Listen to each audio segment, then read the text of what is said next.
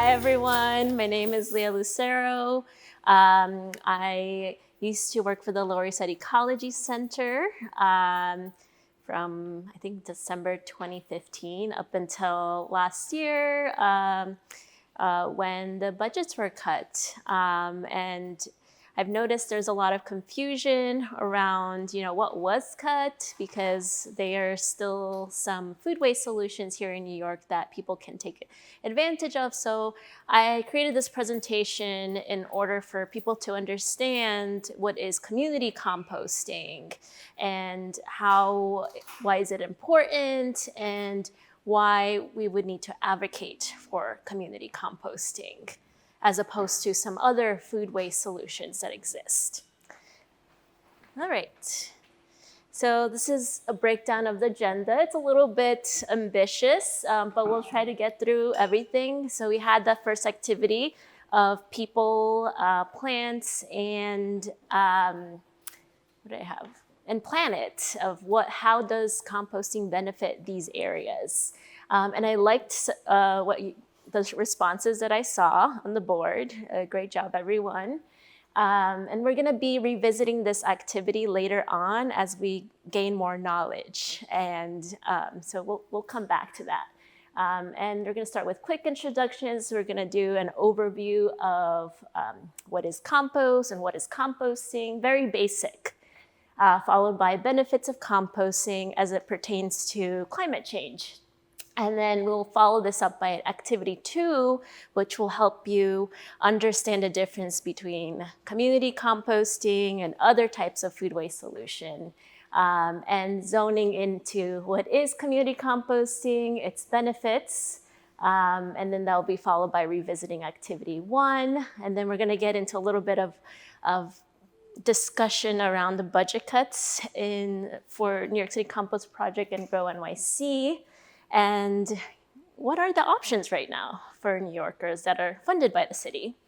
And getting into resources for advocacy. I will say, what I'm showing you today, a lot of these resources exist and it's accessible to people online via the Institute for Local Self-Reliance website. So for those of you who don't know who that is, it's a national organization. It's a nonprofit that focuses on decentralization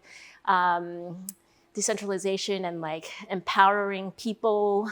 And one of their initiatives is community composting. And they have a community composter coalition group that's nationwide, but somewhat also international now. And I'm on that steering committee board. So I follow really closely what they're releasing in their publications and the webinars that they're hosting, and pitch ideas and stuff. So yeah, I would like to tell you more about that later. And gonna uplift some local BIPOC community composters in New York City. And hopefully we have 10 minutes of discussion and Q&A at the end. All right, so that's the overview. All right, so we're gonna start with what is composting. So this is a very illustrative graphic, and it has all the components that I would like to talk to you about. But I know some of you have attended master composter classes in the past. So I kind of want to hear from you what your definition of composting is and what it entails. So let's start from here. That's controlled decomposition of Yes. food and other, botanical or non-botanical garden, food or yard waste. Exactly. Decomposition happens naturally, but when we're composting, humans are controlling the decomposition process. What else? What about the famous greens and browns? Who knows what they are? And can take a look too. Like carbon-rich and nitrogen-rich materials? Exactly, yes. Greens and browns refers to either organic material that's nitrogen rich or carbon rich. So for example, let's talk about leaves. A leaf that is fresh, it's nitrogen rich because the tree hasn't gone dormant yet. And once the season changes to fall and it falls off the tree, it becomes brown. Now most of that nitrogen is gone down to the tree, so it's out of the leaf. So now it's more carbon rich. So when you're talking about greens, it's more like recently dead material, whereas carbon or browns, it's more very, very dead material. So that's how you can like differentiate between greens and browns. And sometimes it's confusing because what appears to be brown in color can actually be a green, like coffee chaff or coffee grounds. Exactly. So you need a balance between greens and browns in your recipe, and the suggested amount. And you can see this really small photo of a wheelbarrow. So 1 part greens to 2 parts carbon. So you need more browns in your recipe than greens. And once you get a good mix, you want to make sure these ingredients are cut up as like smaller than your hands, no thicker than your index finger, in order to speed up the decomposition process and mixing it well so that the decomposers would want to live in your pile, because that's what we're creating a lovely home for our microbes. So you have microbes from bacteria to fungi, and then you have your macroorganisms like worms, centipedes. They also help with the composting process, but primarily it's going to be your bacteria and fungi, and also actinobacteria that do the majority of the work in the composting process. And because we're creating this home for these living organisms, and they act like humans in a way because they need air and water, we need to ensure there's enough moisture. That's number 1, because without moisture, they will die. And also, we need to ensure there's enough air in the pile so that they can breathe just like us. And when you're putting air into the pile, you can do it 2 ways. So one way is putting in a bulking agent into your recipe. So something like wood chips, which is, it's kind of like a little bulk, thick piece of wood that you can create air pockets throughout your pile, so that you can have the water and the air traveling freely, or as freely as possible. And you could also introduce air by turning. When you turn, you're not necessarily aerating the pile, but you are making sure you get material that was in the outside of the pile to the center, and material from the center to the outside of the pile, so that all the material gets into the core of the pile where it's the hottest.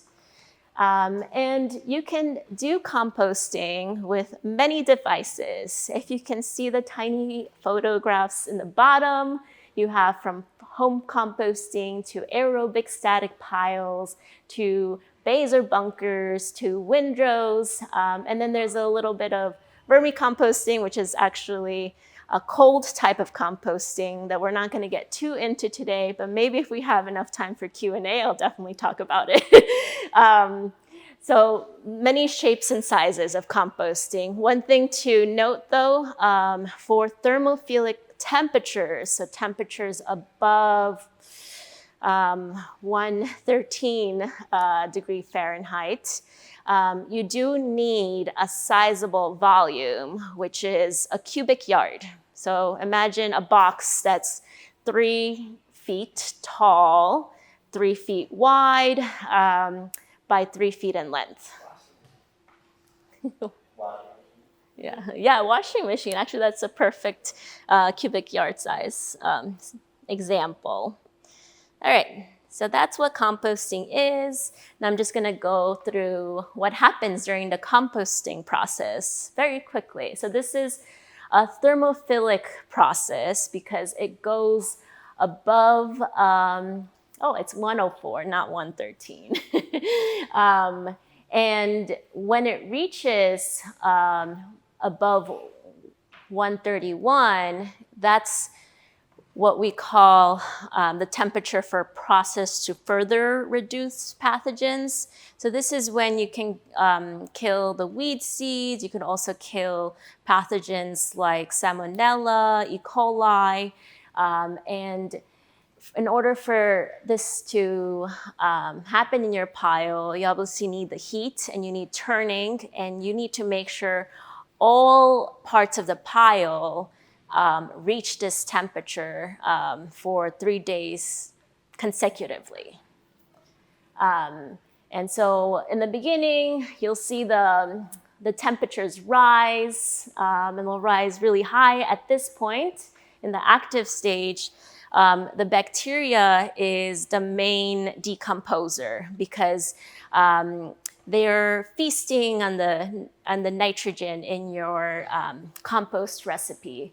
And then once they're done feasting, or they're feast as much as they could, the temperatures will start dropping and enter in the mesophilic stage, which is between 50 to 104 Fahrenheit, where now you'll have other microbes like the fungi that will start breaking down the harder to break down material, which is mainly woody because it has the cellulose that has a much thicker cell wall that needs to be broken down. And so this stage is called curing and can take from 2 to 12 months. All right. And so what is composting? We have this beautiful samples right here that y'all got a chance to see as you walked in. So what did it smell like? Earthy, exactly. So it's this earthy smell. And what color? What color would you say this is? Rich flag. So some people say it's the same color as 70% chocolate, dark chocolate. You can reference that. So it's this dark, crumbly, earthy smelling material that's composed of organic material like food scraps, food soil paper, and yard trimmings. And one thing it's not is it's not soil, because soil has other components. It does include a small portion of organic matter, which could be compost and humus. But it's mainly considered a soil amendment. And so composting, for thermophilic composting, it needs to undergo thermophilic phase, mesophilic phase, and be observed that it reaches the temperatures of 131 or higher, so that it reduces weeds and pathogens. So that's what composting is. Now, a little bit about what it's not. So number one, composting is not digestate. So it's not what you would put into like a smart bin or a curbside composting, because digested is a byproduct of anaerobic digestion. When we're doing composting, it's an aerobic process, meaning we need air. The digested is the opposite. It requires no air in order to form. And while it can be applied to soils, there does need to be some testing that needs to be done before it's applied. And now we also have nowadays, I don't know if you get these pop-outs in your social media feed, but there are these products that claim to be at-home composters, and they look like a fancy trash can, very mechanized. You can add your food waste, including bones, chicken, any meats, fats into it, and within 6 to 24 hours, it creates what looks like pellets. And I would say that's also not compost because it's basically grinded and dehydrated food waste. And while some of these claim that you can add it directly to the soil, I would recommend it to go through the composting process. And this dehydrated food waste, we don't know if it's safe because it hasn't gone through, PFRP. We have, biosolids or sewage sludge. So the organic waste and solids, the water, liquids and solids that come out from the wastewater treatment process that can be composted, but this one requires a lot of testing in order it to be safe to use for agricultural process. And finally, mulch. Compost is not mulch. Compost can be a category of mulch, but mulch can be anything from rocks, so like things that aren't organic, to wood chips, to layer of tarp. Mulch is basically just a covering for your garden or tree bed. Okay, so now we're going to get into the benefits of composting through the lens of climate change. So number one, it avoids waste outcomes with high emissions. So here in New York City, some of you probably already know, a third of New York City residential waste is compostable. So that includes your food scraps, food soil paper, and yard waste. So when that material is sent to landfill, it rots and emits methane gas, which is horrible. And that material, if it was diverted from the landfill, would help with not emitting as much greenhouse gases into the atmosphere, and it would also potentially if you're using that compost and applying it to your soils, it could also reverse the amount of greenhouse gases we're emitting. And so there's a little fun fact here. Let me see. Landfilling food scraps produces 20 times the carbon dioxide emissions as methane as composting, and also landfills are the third largest source of human-related methane emissions in the U.S. That's pretty a large amount that we could be working towards eliminating. And now number two, composting enhances soil quality. So I saw some of these benefits on the posters already. So it adds nutrients to soil, where you can grow healthier plants, and thereby grow healthier food with a lot more nutrients for your body. It also helps us move away from using synthetic fertilizers. And here there's a fun fact about synthetic nitrogen accounts for 80% of human-related nitrous oxide emissions, which is another greenhouse gas. And with that, when we're adding compost to soil, it allows soil to hold a lot more water. And that supports our lands when there's a heat wave or there's a flood. You'll have less of that material runoff. And another thing, it also increases soil aggregation. This one is a tricky one because soil aggregation is when soil particles bond to each other through a glue that's created from the microbes that are in soil as they're pooping. So think about that. So it helps keep soil clumps together, which then if there's a lot of them, then you kind of have a lot of soil particles like holding hands. And so when there's like a runoff that happens, they can withstand staying together with their hands holding, if you get my drift. And so normally it takes 1,800 years to build 6 inches of topsoil, but with compost, it only takes 6 months. And 6 months, yeah. And so number 3, it sequesters carbon. When you apply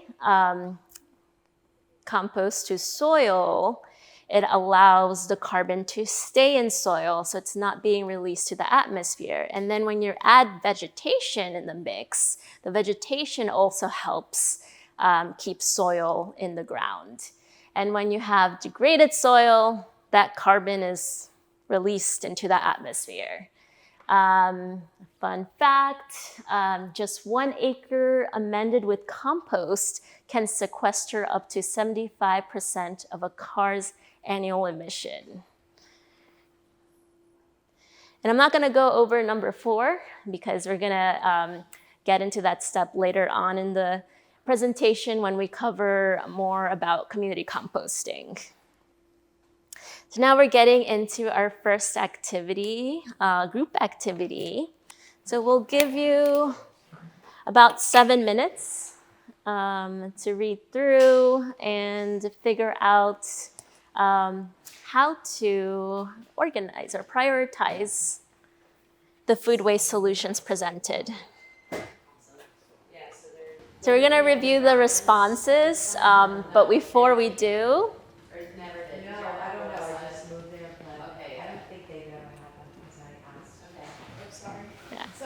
yeah, so I'm curious to hear, some of your thoughts that are going on right now, in like terms of like maybe some questions that came up, or some guidelines you were using to prioritize. So yeah, I want to hear from this group first, and then we go to this group. Do you want to talk about, no? Okay. So there was an interest, so we were pretty clear on like the top and the bottom. But we were discussing a little bit the middle of like, is it better to have kind of economies of scale and efficiency? And we were a little unsure of like, is it better to have a large scale versus smaller home? But then we were looking like, all right, maybe you don't want to have it leave the community. Then we're transporting material. So ultimately we decided to kind of scale up to the bigger, from the smaller to the bigger, as that's preferred. Okay, interesting. How about this group? Same thing, I think we did, yeah. Okay. I think there was one question, well, the edible food rescue, we put ranked high because it was less waste, it seemed like, but then it's going to become waste. You're not throwing something away immediately, so it's actually being reused, but eventually. Oh, yeah. It's still being repurposed, but yeah, let's check out the answers now. Okay, so on top we have source reduction. So just don't create the waste at all. Followed by edible food rescue. If we do have waste of food that is still fresh and eatable, then we should try to give it away to pantries and other and feed hungry people. And that's followed by home composting because the food waste is created and diverted in the same exact location, and followed by small-scale, decentralized composting, which is what we can refer to as community composting. So this can be happening in a community garden or a park or some place where people are allowed to drop off their food scraps. It could also be anaerobic digestion, believe it or not. It's small-scale anaerobic digestion is not bad. And then followed by medium scale, locally based. So this could be composting or anaerobic digestion. And what we're looking at here is between 10 to 100 tons per week amount. I think the New York City Compost Project was at the very beginning of that cusp for some nonprofits that participated.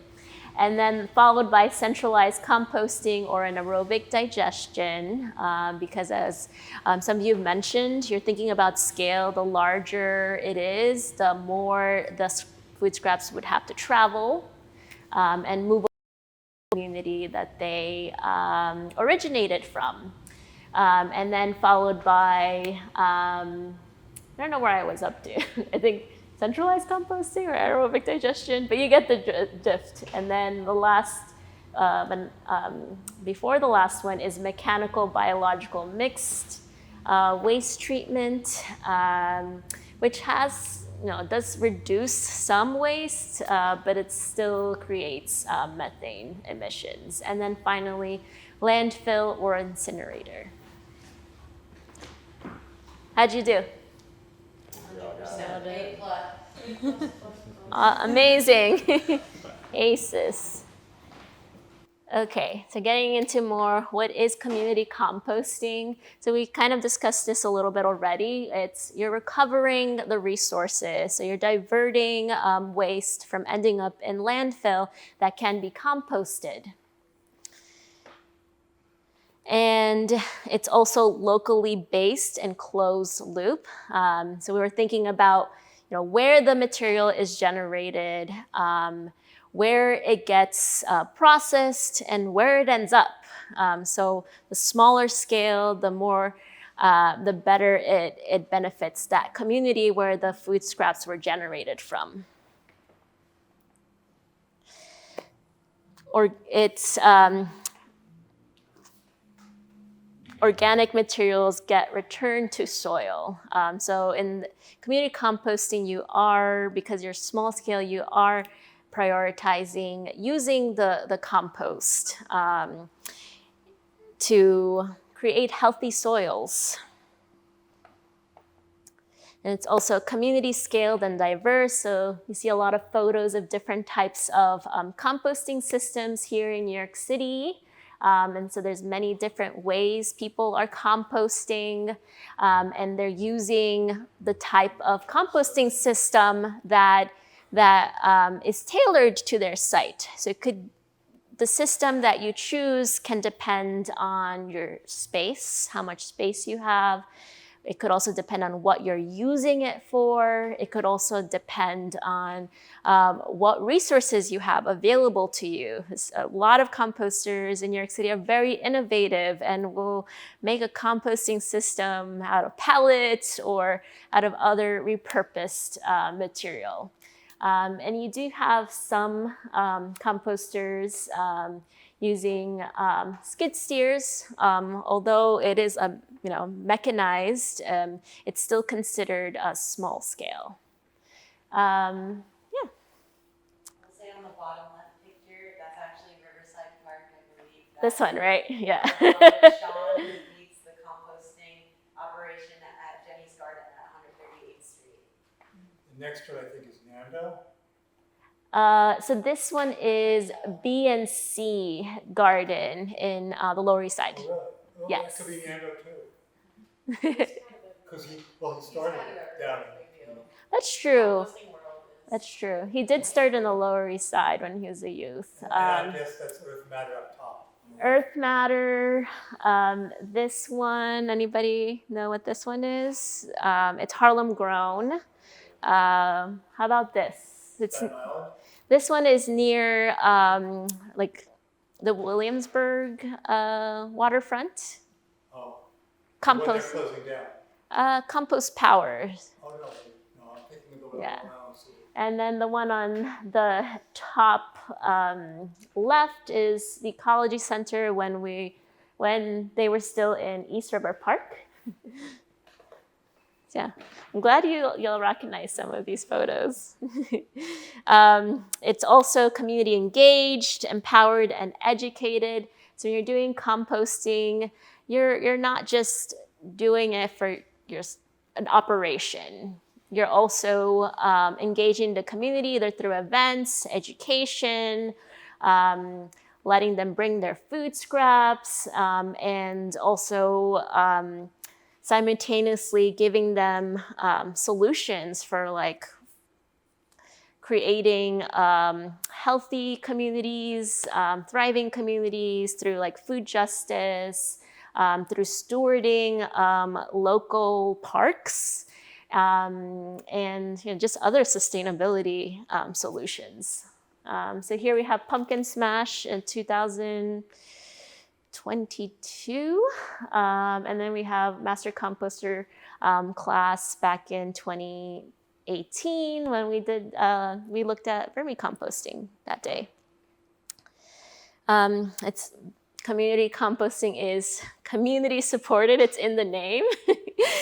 So no doubt, it usually aligns with the community's goals. Like the reason why people start doing community composting is because they have a goal already in mind of maybe they want to grow really nutrient dense food for creating a local market, or they'll distribute the food for free, something along the lines of that. But they still need compost to grow food, so they'll do it.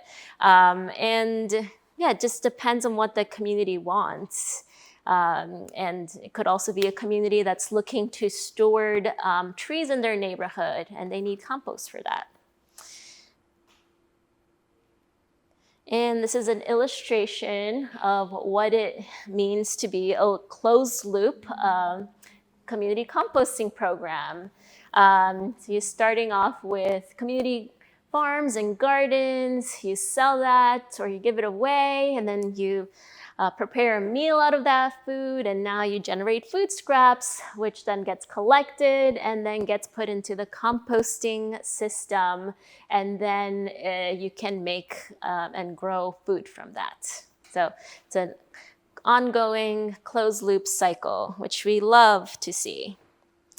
And now getting back to how composting prevents the climate crisis. Step 4, because this focuses more on community composting, it can increase local jobs, environmental education, community bonds and safety, physical activity, and healthy diets, social inclusion and empowerment.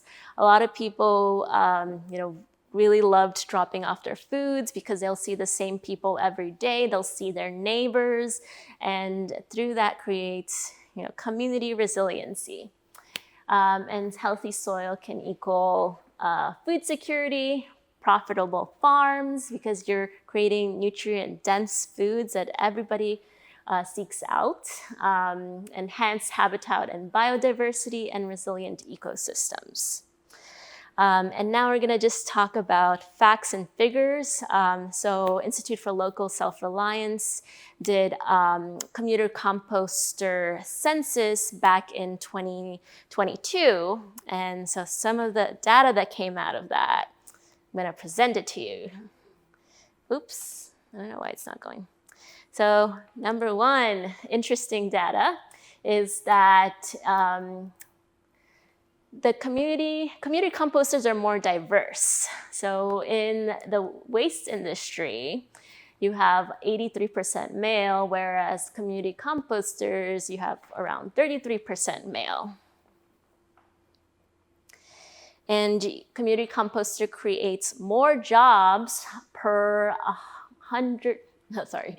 10,000 tons of material handled.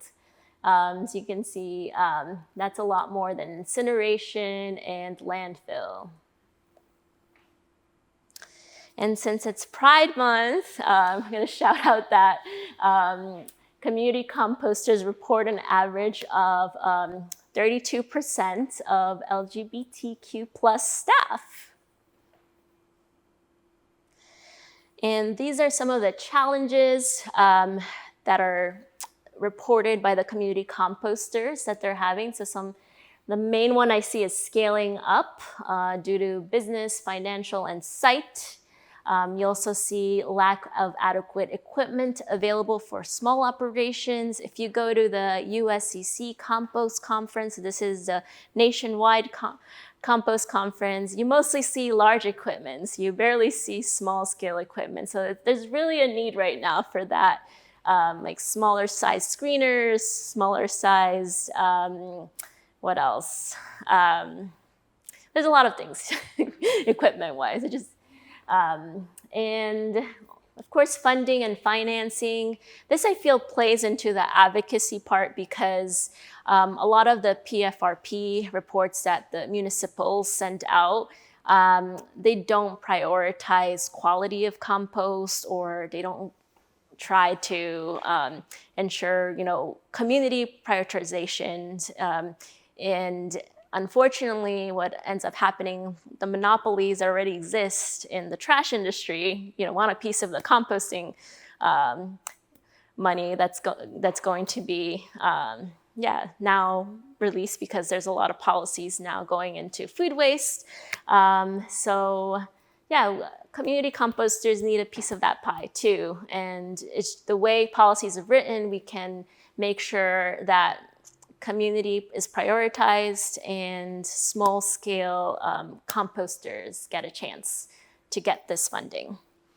So finally, community composters handle more food scrap waste than large-scale composters. So that's 97% of community composters that reported in that census said they handle food scraps, whereas in the large-scale in the US side, it's at 71% that do yard trimmings only. So there's definitely potential there.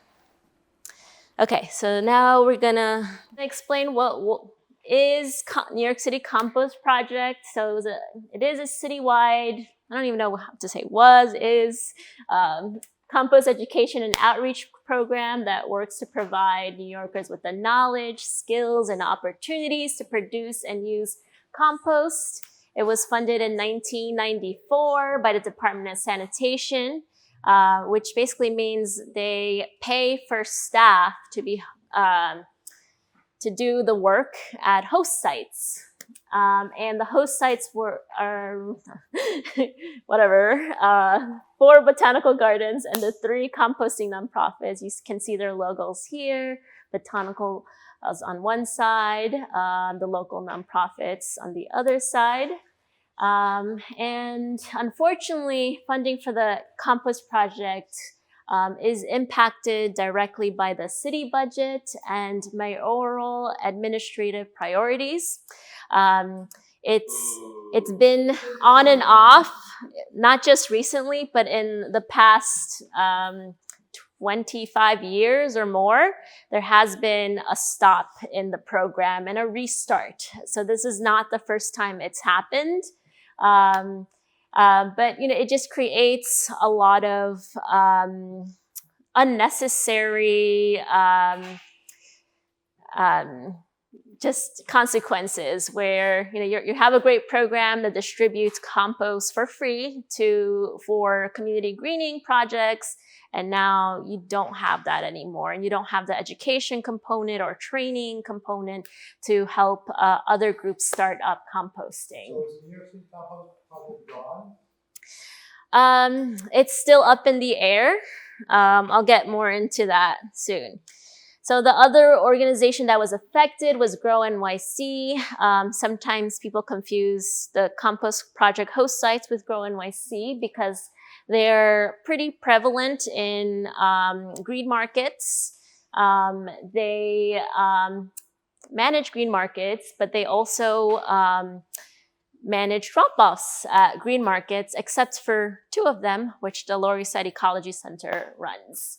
But they have very high visibility and are able to get thousands of people to participate in their program. Unfortunately, their program ended in May 2024, so last month. They had, I'll tell you soon. So number 1, the city cut funding in January 1st of this year.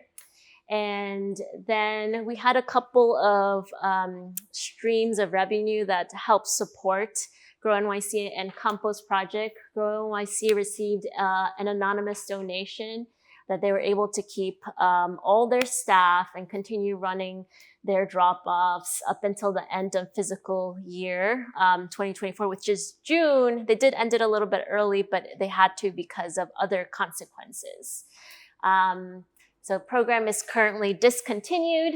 And then Mill, which is the dehydrator company, food dehydrator, and other philanthropic partners of Mill donated $350,000 to Lower East Side Ecology Center, Big Reuse, and Earth Matter to maintain a bare bone operation.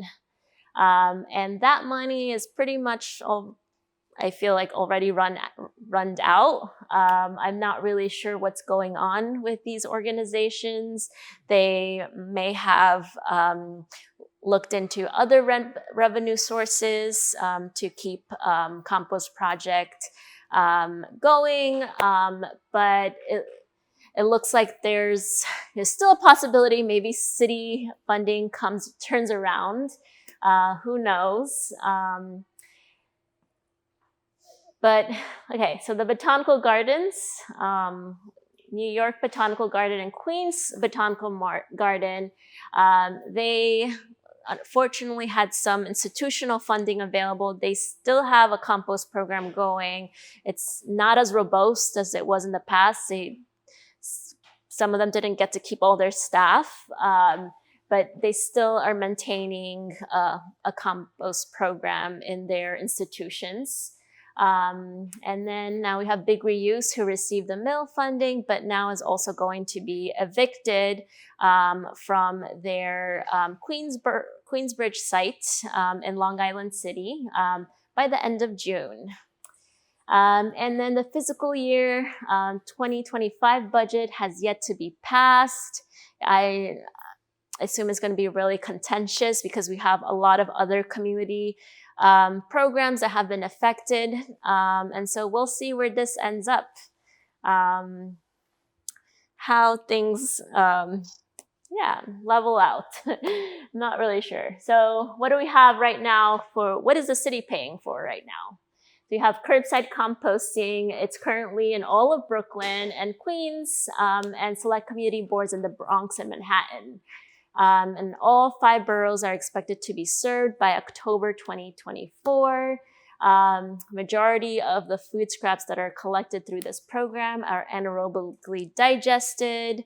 And we have very small amounts from schools and institutions that are composted in the DSNY Staten Island compost facility if they are in Staten Island.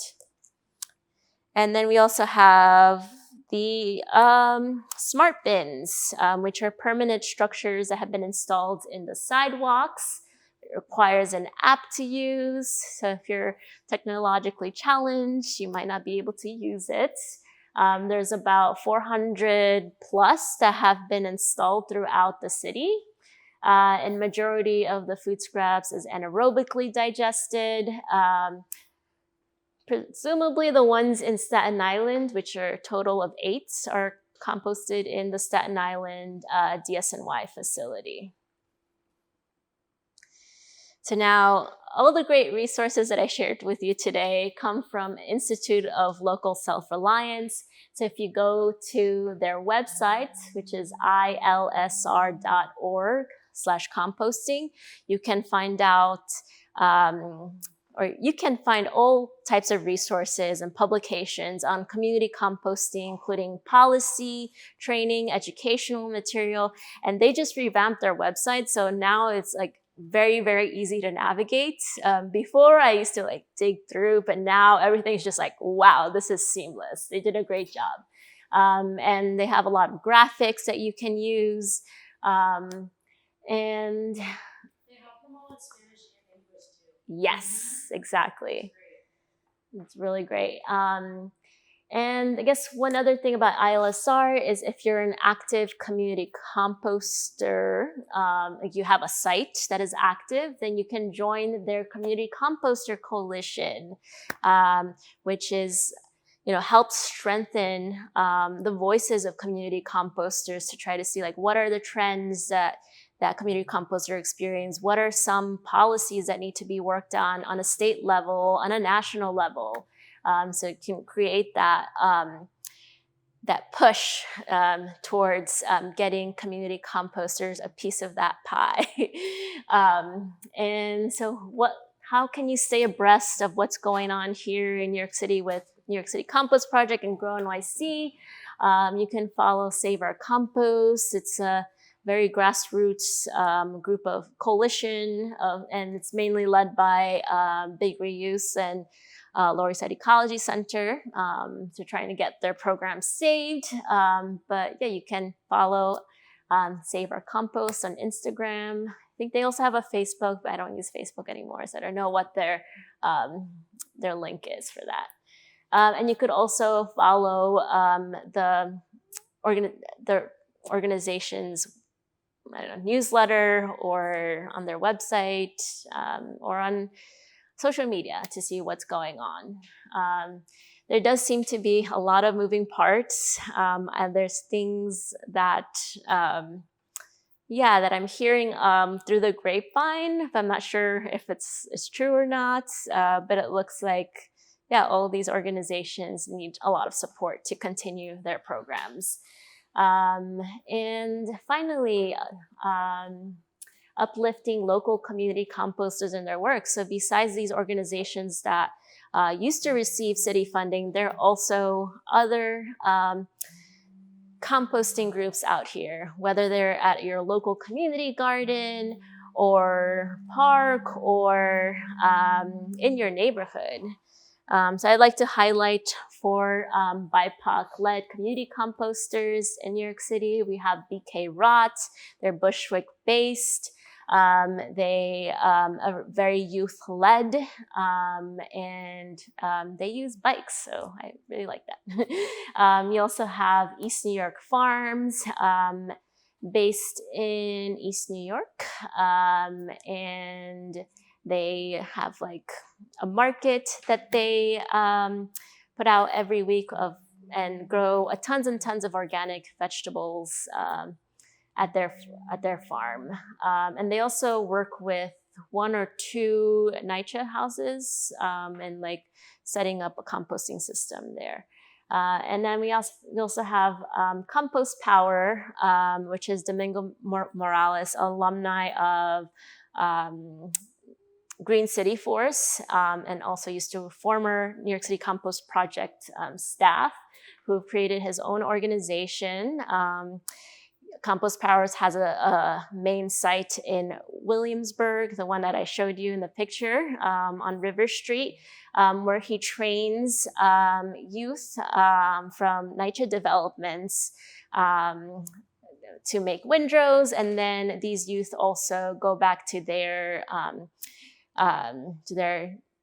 NYCHA houses to set up their composting system and then work in that composting system. So they get special training, and then they can bring it back to their community where they live and get paid for it. So that's amazing.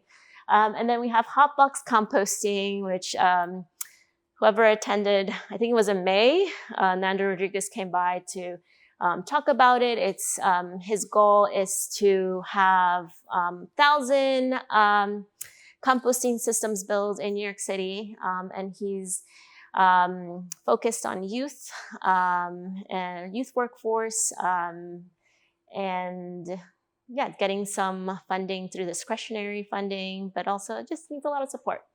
So these are four I'm gonna highlight and uplift. But yeah, any time for questions, I think I'll stay behind.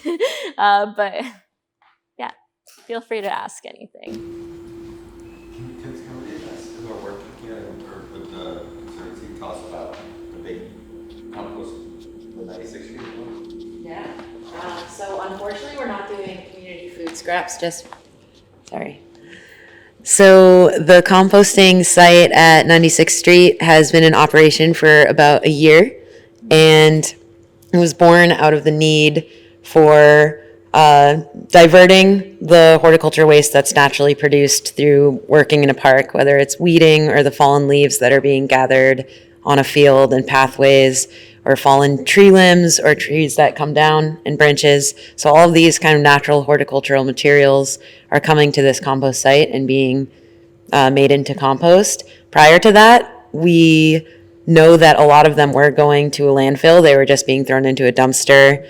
I believe some of them might have been going to Staten Island or Queens, but the destiny of these materials was largely unknown just because the system is quite disorganized and not regulated when it comes to carting green waste. And please correct me if I'm misspeaking on any of this.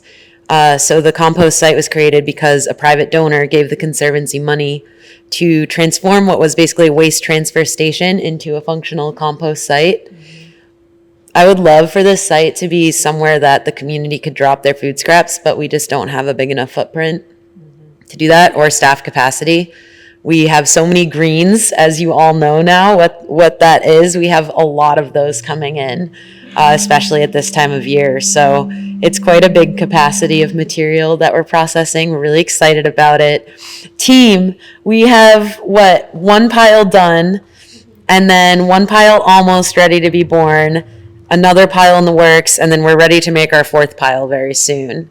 And we sent the compost out to get tested, and it came back quite nice. So that's our operation. It's trying to close the loop of park operations. Can I ask a question? Mm-hmm. So, since it's all of the debris from the park, where does the food come from? We aren't composting food So at this it's time. just all the browns. So there are greens too, but that's a really good question. So we're composting leaves, like autumn leaves in the fall, tree debris and branches and limbs. And then we're also composting the weeds and the invasive plants that are being removed and vines. So like you were saying earlier, the more freshly dead material. So we have a lot of greens. Mm-hmm. So the wood chips is like browns, Mm-hmm. the Christmas trees. Mm-hmm. Yeah. Yeah, the Christmas tree wood chips actually mostly get used in landscaping because of how acidic they are, but we do process those as well.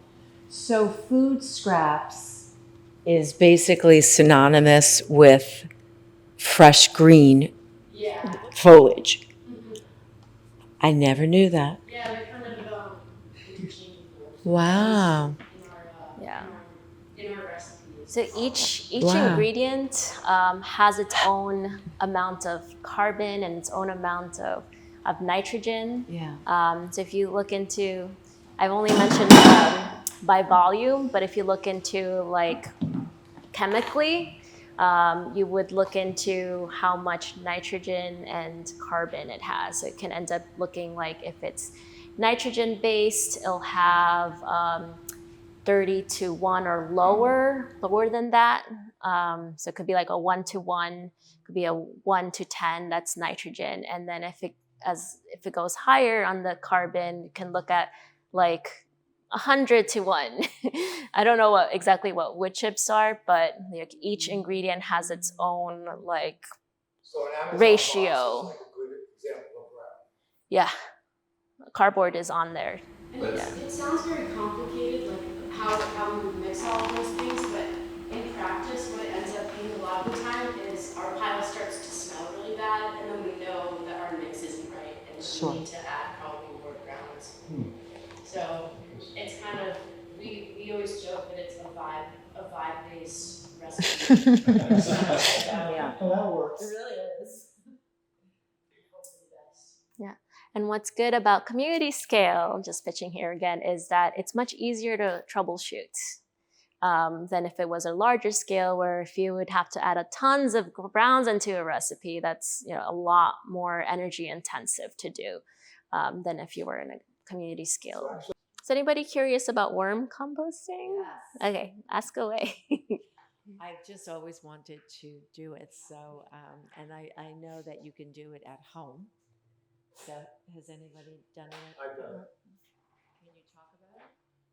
Well, it seems like I didn't put enough grounds into it because it was mostly coffee grounds.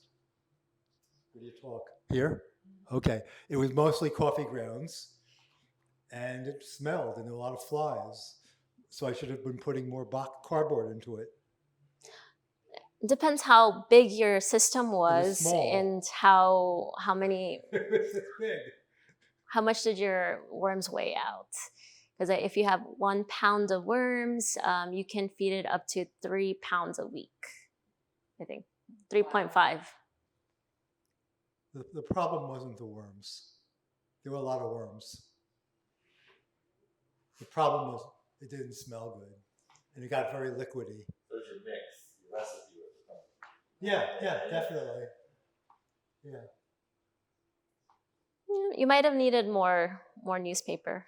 Yes. Yeah. And Have you ever done it? Yeah. Can you speak on it? yeah, it's normally people use a container with lid.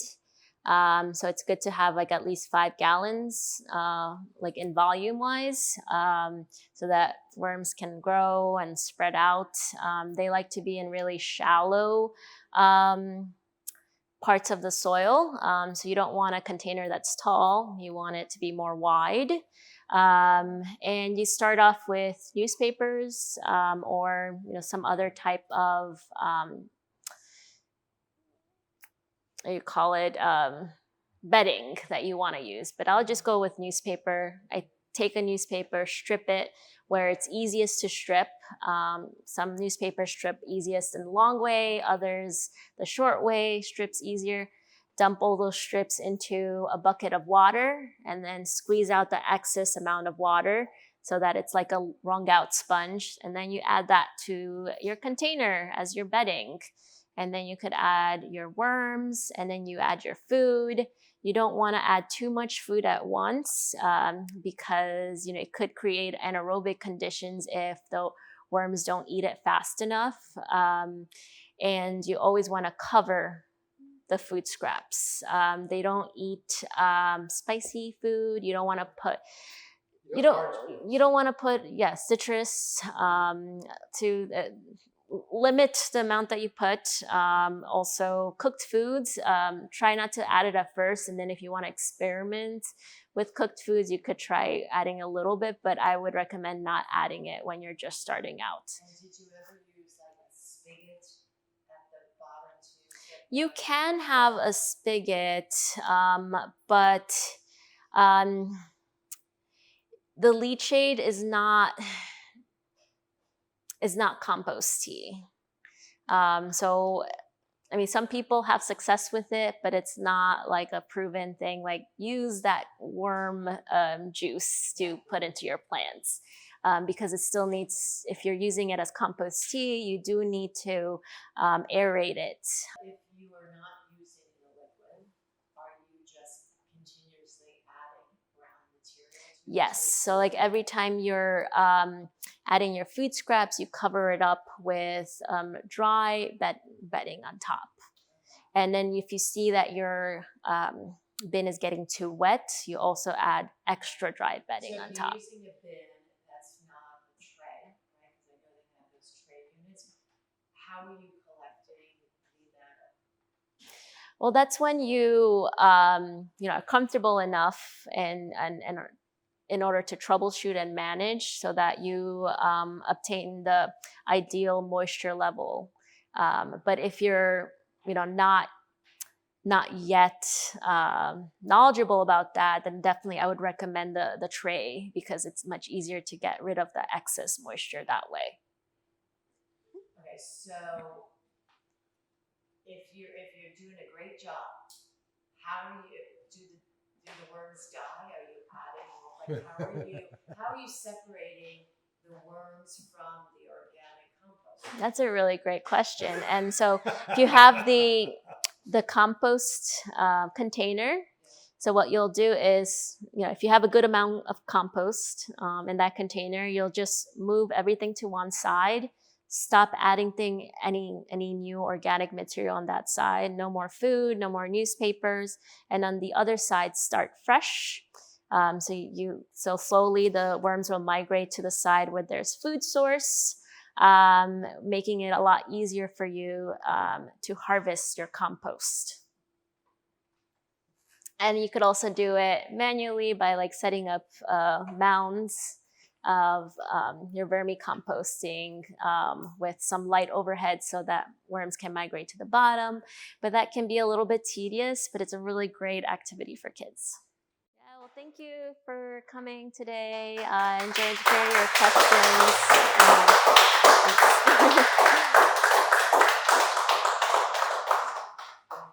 And I hope you feel empowered to advocate on behalf of community composting after today.